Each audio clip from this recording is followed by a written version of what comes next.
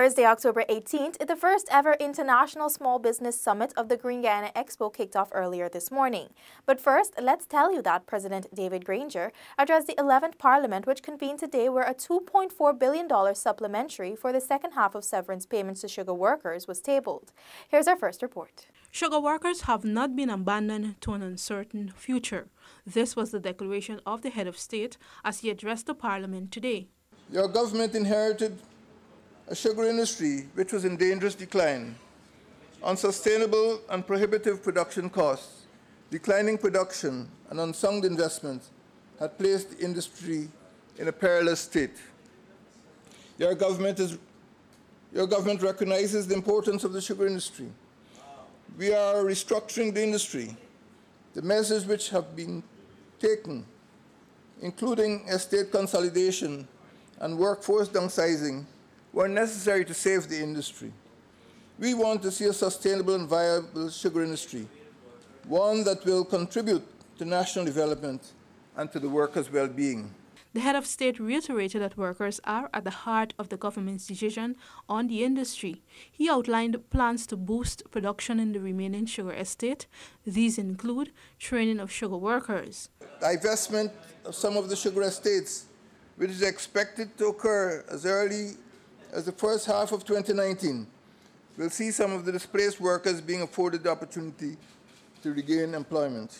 During his address, the head of state highlighted gains made over the last 3 years and outlined government's plans, program, and policies to stimulate growth in all the sectors in pursuit of the good life. A supplementary budgetary provision of $2.4 billion was requested to pad the second half of the severance payment due to redundant workers. Cynical Thorn, InfoHub. Sittings held in the Parliament Chamber public buildings can be viewed via our social media page or on the Parliament website. Following today's ruling by Court of Appeal to dismiss the opposition's challenge to the constitutionality of GCOM chairman, Attorney General Basil Williams said the ruling has vindicated President Granger's decision to unilaterally appoint retired Justice James Patterson. Seneca Thorne spoke to the Attorney General on the sidelines of the 11th Parliament. We are always convinced that under the Constitution, the President has the right to appoint the chairman of GCOM from a list of 6 persons that are not unacceptable to him. And insofar as the President finds that the list is unacceptable, then he could properly reject the list. And that has happened 3 times. And the court has arrived at the decision that the President acted constitutionally and lawfully. Justice Dawn Gregory Barnes, in her judgment at the Court of Appeal on Thursday, ruled that the President acted constitutionally in appointing Justice Patterson. The opposition had filed an High Court action requesting the decision be quashed because the President violated the Constitution by selecting Justice Patterson. However, in June, Chief Justice Roxanne George Wiltshire had ruled that the President can rightfully ignore the opposition leader's nominee for the post. Opposition MP Mustafa Zulfikar had appealed the decision to the Guyana Court of Appeal to squash the decision.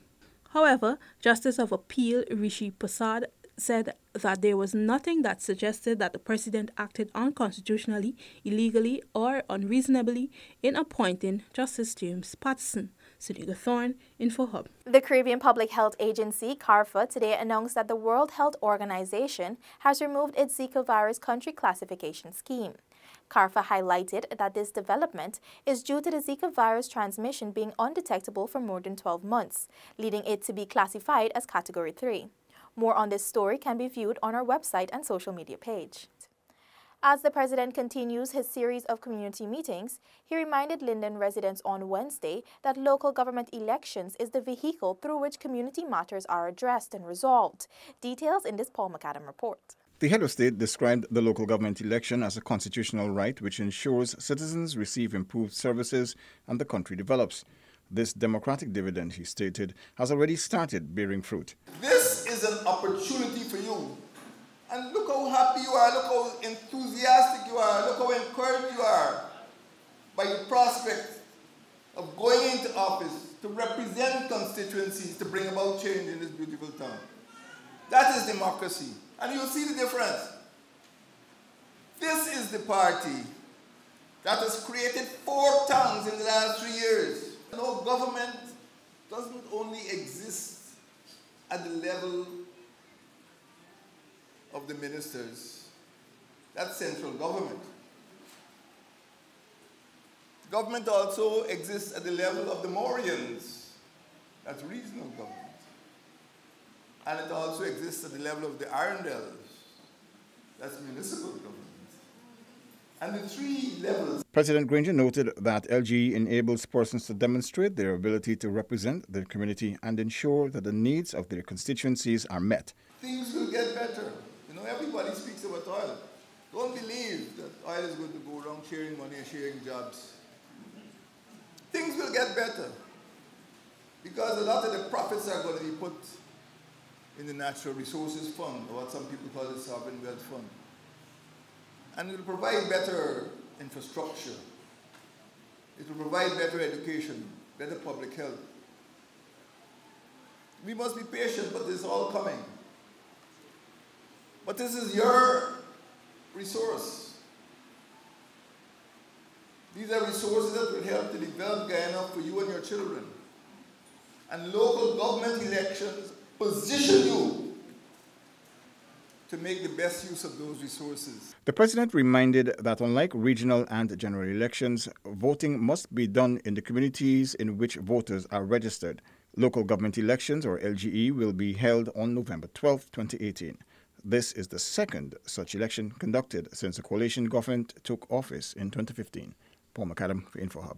Over the next 2 days, CARICOM members will be engaged in the 3rd session of the Partnership Initiative for Sustainable Land Management high-level meeting of Caribbean ministers from small island developing states. Here's more in this report. The meeting aims to establish the Partnership Initiative for Sustainable Land Management's agenda for the next 2 to 3 years. This seeks to position the Caribbean Small Island Developing States Group as a global leader in meeting its obligations in Sustainable Development Goal 15. Minister of State Joseph Harmon.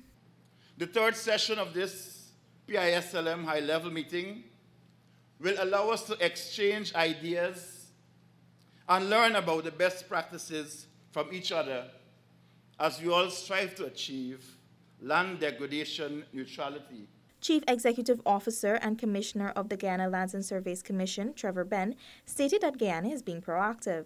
It's our view that unless we work together, unless we stick together, unless we educate our political types who are in the room with us this evening, many of whom understand the issues but are not technical, as many of us are. And so we have to do a lot more work to help them to be able to assist us in selling the work that we do. The GLSC Commissioner added that it is important to understand sustainable land's importance. The meeting was attended by officials from the Ministry of Foreign Affairs, CARICOM, and the United Nations Convention to Combat Desertification. The drilling of another well in the South Rupununi commenced Tuesday. This brings the number of wells drilled in the region up to 4. More in this report. The drilling of the well is in keeping with the terms of agreement on technical cooperation between the governments of Guyana and Brazil. It follows closely on the heels of similar exercises in Aishalton, Chiricudarno, and Crowdarno. So far, water was found in all of the wells drilled.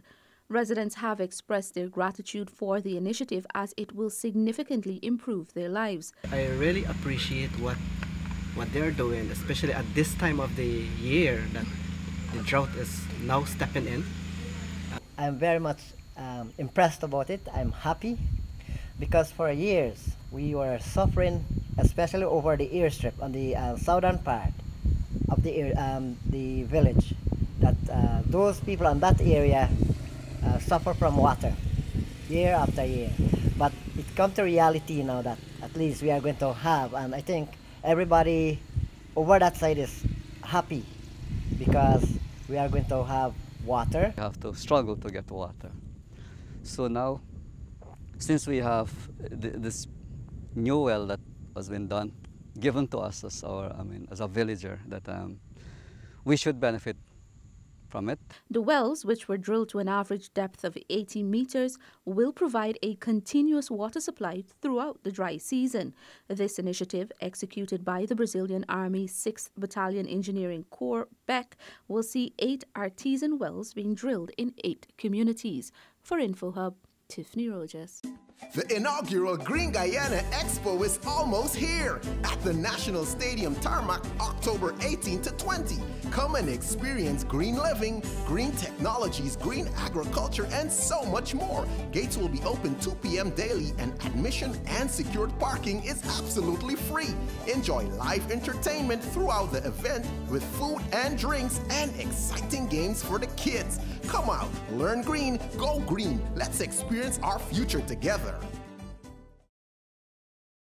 Welcome back. The International Small Business Summit of the Green Guyana Expo opened today at the Ramada Princess Hotel. Tiffany Rogers has our report. Minister of Finance Winston Jordan said the hosting of the summit and expo reflects the path the government has charted for small businesses to be competitive. This expo and summit will, no doubt, create opportunities for networking and facilitating trade. I'm acutely aware that once accompanied by the right policies, trade can be a principal driver to the transition to a green economy. Minister Jordan noted small and medium-scale businesses have a vital role to play in the transformation process, citing a growing demand for green products and services. Minister of Business Dominic Gaskin noted the summit is important for small businesses, especially as the nation takes steps to incorporate the Green State Development Strategy into its development. It is important that small businesses understand how the Green State Development Strategy will impact their sectors. Following the opening of the business summit, the Expo opened at the Providence National Stadium. The Green Guyana Expo and Summit is being held under the theme Sustainable Economic Growth Through Small Business Innovation, Entrepreneurship and Transformative Government Policies. For InfoHub, Tiffany Rogers. The Institute of Applied Science and Technology today launched SAC, an indigenous potato beverage, to mark the official opening of the Green Guyana Expo, which is being held at the Providence National Stadium Tarmac. Tiffany joins us again. Minister of Indigenous Peoples Affairs Sidney Allicock said bottling the well-known indigenous drink will economically improve many communities. This is for our sustenance in the hinterland, and it's now coming to become, I'm quite certain, a big market for Guyana, big market for our indigenous peoples, and more so for the economy of our communities. The beverage is bottled under the brand SAC, a Patamona name for the purple sweet potato, which is used to make the drink commonly known as fly. IAST Chairman Dr. Suresh Narayan said the product is part of the approach to value the indigenous knowledge. The drink is said to have health benefits. And the product has been formulated to also have a vitamin profile essential for this region, which has been established by PAHO. So what we're delivering in 10 ounces is truly a nutraceutical beverage which has functional food properties, which is vertically integrated into sustainable agriculture back to the high Rupununi savannas and the high Pacaraima valleys. The launch of the product marked the official opening of the Green Guyana Expo, which concludes on Saturday, October 20.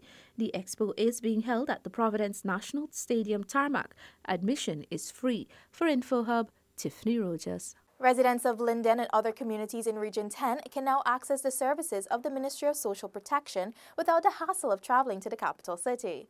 Following the opening of a new office in Linden, Paul returns with our final report. Minister of Social Protection Amna Ali said it is the ministry's initiative to offer social services throughout the country via centralized locations. Our responsibility is to provide excellent service. I wouldn't say good service, excellent service, because the population out there depends on us.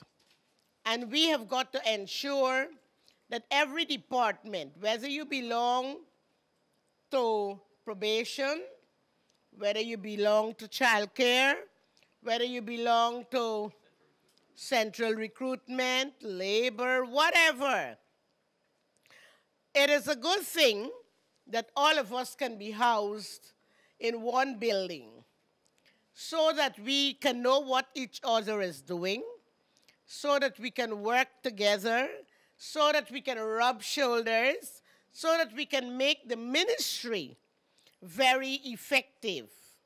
And that is very, very important for us. She added that similar offices are slated for other regions. I hope that in all the regions, we are going to have similar offices where we can have our people together so that we can provide the necessary services for the people of the particular region.